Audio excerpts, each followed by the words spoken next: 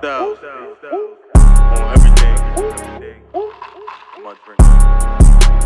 Coming for us. She make it drop for us. We bought the guap with us. There ain't no stopping us. Them niggas can't rock with us. Who on top is us? They mad and it's obvious. Don't know who I could trust. It's nobody else, it's us. These niggas be tripping, try ruin my vibe. My niggas get turned when we lit, we outside. Shorty look good, hella thick on her thighs. All of her friends are just me and my guys. Nigga play tough, you gon' meet your demise. Nigga play tough, you gon' meet your I'd rather get to the cash. In and out quick through the dash. Slide on your block with no mask. Shorty keep shaking that ass. She get on timing for us. She gon' line up for us. You don't want no problems with us. That money is all that I trust. I got it, but still ain't enough. Don't think about calling my bluff. When we hit the spot, it's just bottles of models. Gassed up, got me going full throttle. We living life cause we ain't promised tomorrow. Like IG, I know them haters gon' follow. Everything, nigga, you know that's the motto. Everything, nigga, you know that's the motto. She make it drop for us. We bought the guap with us. There ain't no stopping us. Them niggas can't rock with us. Who on top is us? They mad and it's obvious. Don't know who I could trust. There's nobody else, it's us. Shorty as fat, yeah, she go crazy. That's word to me, tryna take it down. After we fuck, no, we not stopping. Baby girl, let's go a couple rounds. In this spot, show us love when we touch it down. None of my niggas don't fuck around. We don't come up today, we gon' hunt you down. Shorty dropping that ass till I hit the ground. Really ballin', these niggas all hard to bound. No, we don't fuck with clowns. I'm the king of this shit, I don't need a crown. Tell them niggas, them real niggas back in style. Niggas running around broken, they bragging how. I get back in the bitch, I ain't gotta smile. I got the drip that they can't afford. I make that noise that they can't ignore. Nigga drop for us. We bought the guap with us. There ain't no stopping us. Them niggas can't rock with us. My Who on intention top for is this us? interview or They mad and anytime it's I do obvious. it, Don't know who I could lightly, trust. It's nobody you know else, what I'm it's us. saying? You know, entertain at the same time. You know what I'm saying? And you know, anything positive, yo. I'm not trying to create, you know, nothing to say, you know, for anything illegal. Like I said, all of this stuff. Anytime I hear these type of stories, stuff that I know, stuff that I don't know, I look at it as entertainment, man. You know what I'm saying? That's it. Nothing more, nothing less. But with that being said, I always like to start my interviews off with, or anytime I say something, and giving a blessed shout out to my man, Mr. Magic, rest in peace, because sometimes you got to pay attention to the little things. That's what I learned in the street. When you don't pay attention to the little things, you'd be surprised, you know what I'm saying, where they could guide you to. So Mr. Magic words back in the days was, it takes a strong man to learn from his own mistakes and an even wiser man to learn from the mistakes made by others. And with those words being said, yeah, I'm listening.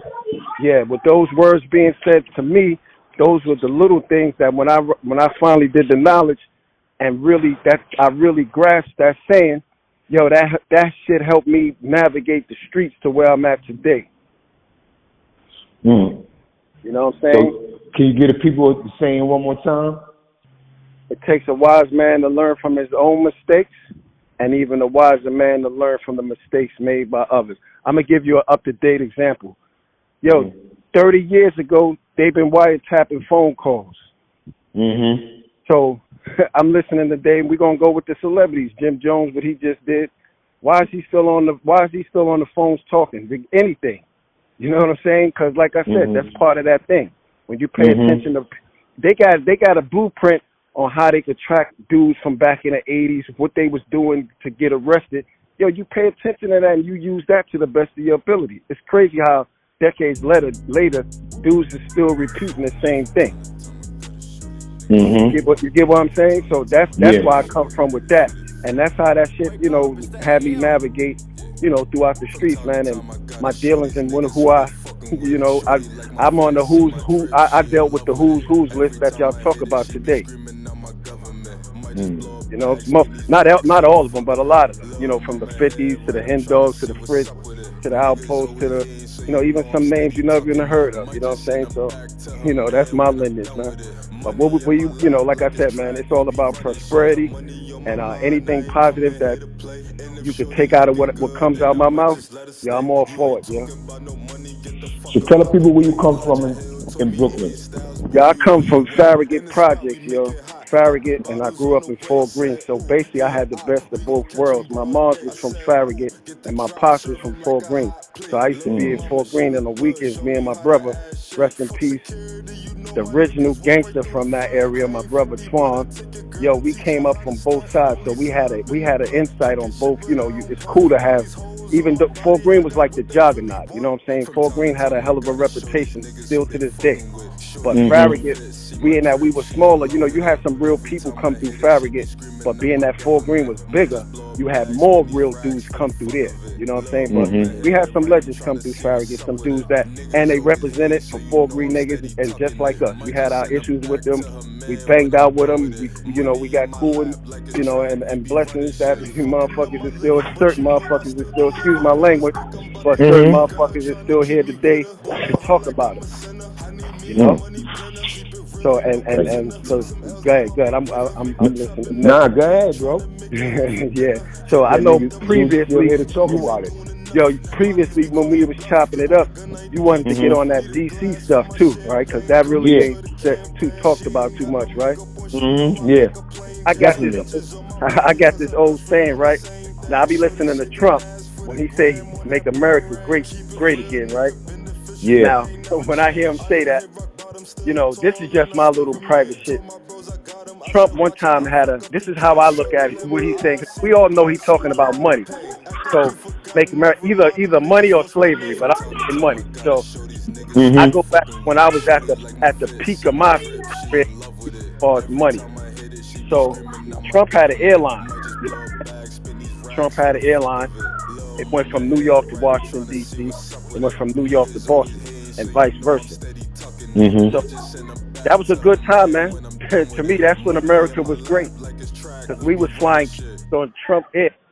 So I wonder if that's what he mean by make America great again. All right.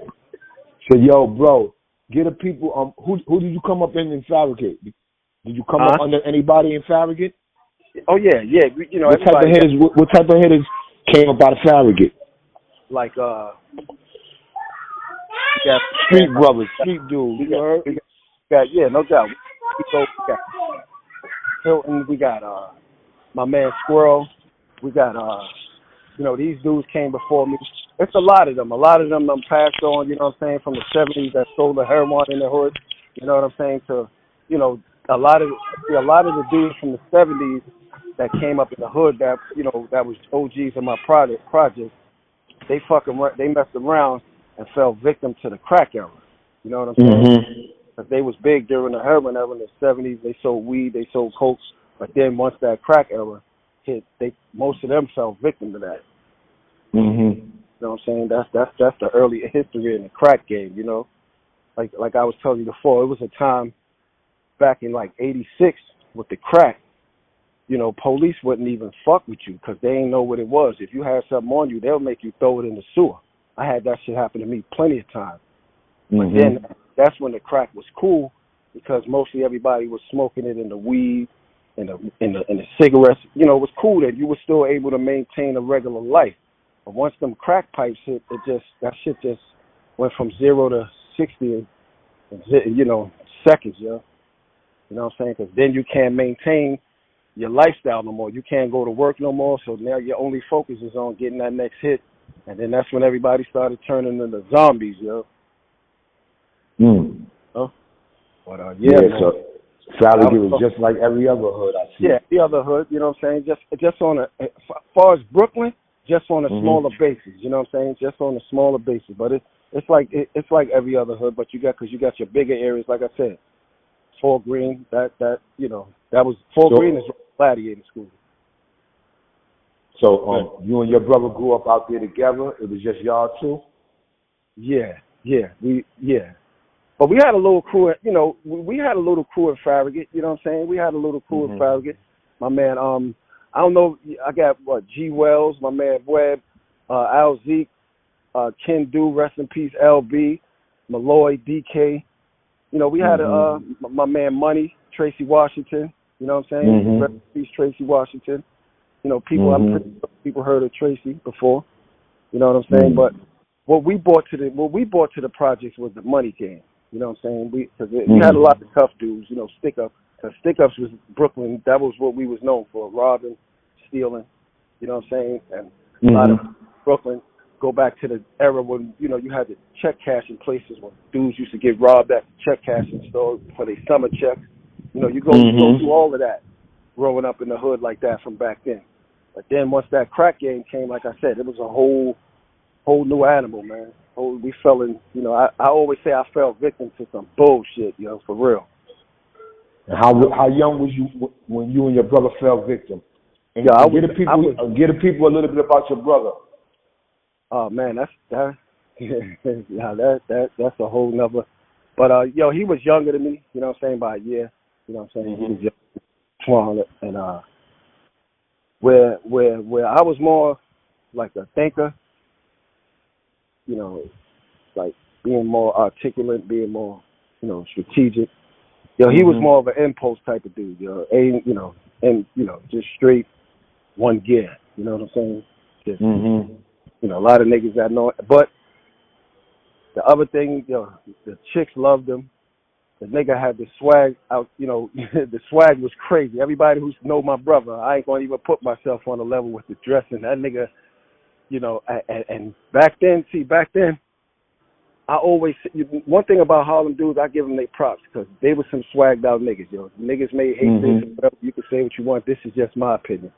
And I put my brother, when it came to the swag, I put him up there with them niggas, yo, and getting the money because the nigga had swag. And I remember one day, this was back in like 86, I was, 87, I was in court. I was in court.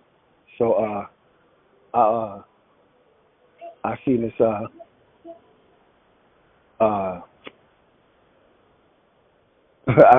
my brother came to court for me. So I'm watching him as he leaving, and I'm looking at the back of his jacket. I'm like, this nigga got on this fly ass Patti LaBelle wearing jacket. I'm like, fuck. But come to find out, it was a shit. You know what I'm saying? So that's how his shit was. Niggas wasn't rocking jackets back then like that in Brooklyn. You know what I'm saying? That's what his swag game was at. And then I told him, I used to tease him. I said, yeah, I give you your props on your swag, but you got to still get them Harlem niggas their props because my brother was one of the first ones to cop one of them long Louis Vuitton joints that Alpo had. And the only reason why he got it, because he seen Alpo on it. So I'm making give him his props, y'all. You a swagged out nigga, but you seen that nigga jacket. And you was the first in Brooklyn with it. You know what I'm saying? But yeah, come to the swag department. But yeah. Oh, he copped a similar joint? He copped a similar joint or the exact same one? Dap. He seen Alpo picture. He said, yo, Dap, I want that, yo. Yeah, so I get, for a nigga like him with the swag he had to look at somebody else's shit and give it props, that says a lot. You know what I mean? So how did y'all get uptown? How did y'all, you and your brother get uptown in Harlem? All right, check it, right? So I was locked. I caught a case back in '85. My first time I was 16, so it was in Manhattan. That's a whole. I'm gonna do a story on that. And I was in Manhattan. It was at my high school. So I'm locked up in the Tombs, and I run into this little dude named Clyde from Harlem, right? So Clyde had on a little. This was '85. Clyde had on a little guest outfit, whatever. So he looked at me. He was like, "Yo, you from Brooklyn, right?" I said, "Yeah. Why? What's up?" He said, "Yeah, I could tell." So he fucked around. He opened his mouth and he spit out some Coke bottles. And I'm looking at him. I'm like, I said, "Yo, how you get them shits in there?" He said, "Yo, I be hustling uptown in Harlem, man, on 155th." He said, "Yo, when you get out, come see me." I was like, "All right," but I wound up laying up for like 6 months. So when I came home, that's the first thing I had on my mind. I said, "Yo, I'm gonna go check my little man Clyde." So one day, me and the original 50 Cent, 50 had the, in Brooklyn, we used to drive them box cars, them caddies, them. Not me, I ain't have them, but I'm saying the big dudes from back then.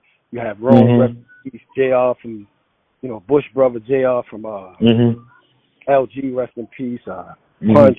All them dudes, they had these big cars. That was, four-door Cadillacs, ragtop. So 50 Cent had the Bonneville, the big two-door shit. You know what I'm saying? That shit was funny because that car was huge, but to see him jump out, that shit was, that shit was funny. But he used to handle that shit. So I said, "Yo, let's go uptown, man. I want to go check my man Clyde out." So we rode uptown. We had on our chain cables and shit. So we get out on 155th Street, and I run right into Clyde. He's standing there. It was a Blimpies right there. He's standing there.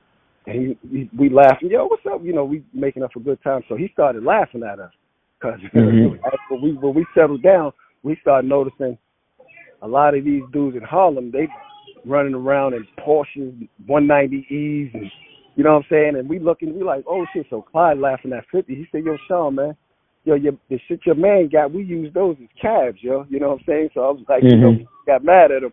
And, you know, they had a little words, and I had to put the water on it. But yeah, that was my introduction to Harlem that day. I got introduced to Clyde. Rest in peace. Clyde passed on. You know what I'm saying? I think I took a picture of him too. But yeah, he passed on, and I wound up getting locked up again in '87. And then my brother just kept staying up there. He kept staying uptown. You know what I'm saying? Ran into EJ, the mayor. Shout out to EJ, Unique Mecca Audio. All of them. You know, he started.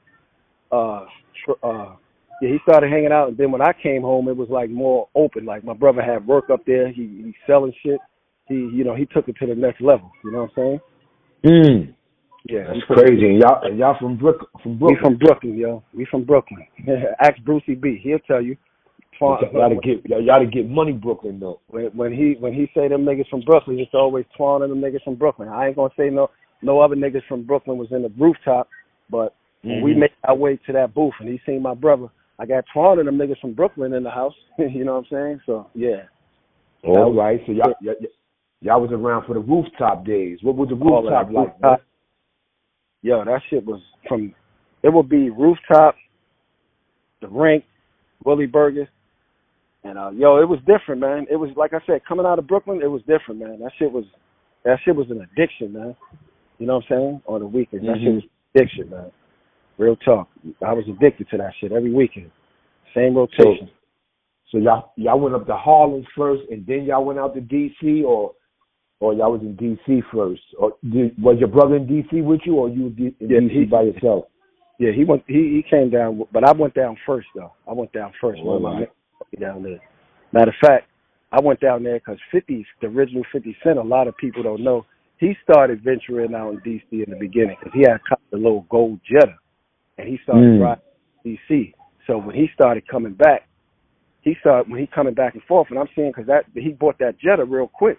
I'm like, damn, this nigga making moves. And what really iced the cake on me going to D.C., one time these young boys, they drove up from D.C. So, you know, every time back in the days when you coming from out of town and you want to buy some work, everybody know about Broadway, Amsterdam. So that's what they was looking for. They was looking for. They jumped out the car right in Farragut. It was about 6 of them. They was like, hey, Joe. You see how everybody in Brooklyn, they say, son, yo, son.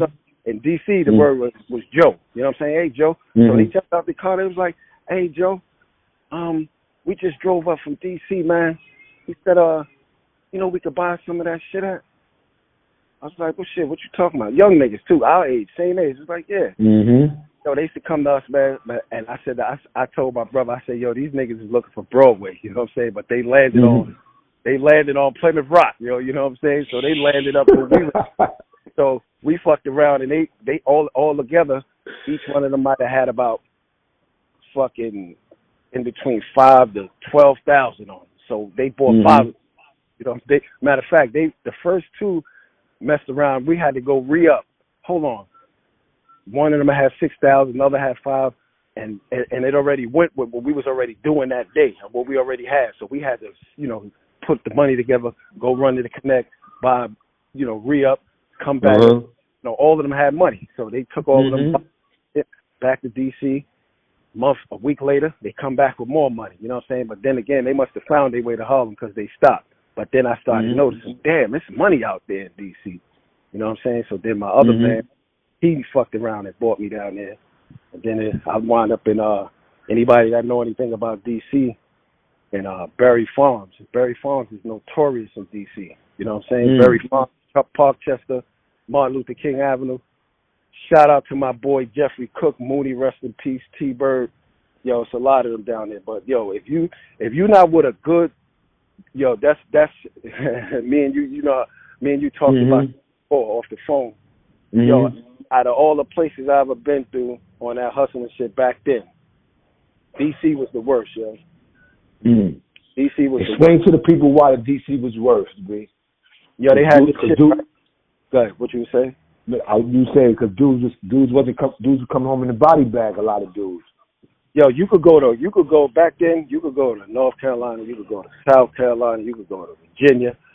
Yo, if you from New York back then, you kind of had a status automatically just from being from there. In DC, it wasn't like that because you never heard dudes going to North Carolina coming back in body bags. At least I never heard of it. You never heard going to Virginia coming back in body bags. It probably did happen, but not on the level as it did in D.C. I know about 7 niggas that went to D.C. and came back in body bags, with the main one being Demencio. Rest in peace, Demencio. You know what I'm saying? So yeah. That's how that shit was. Piece of Demencio. That's how that shit was. That was by a New York dude, but we talking about them dudes from out of town mainly. You heard? Yeah. But yeah, B. That DC war was crazy, man. You see, even on the TV show The Wire, they had a part in there with Baltimore dudes was sending the New York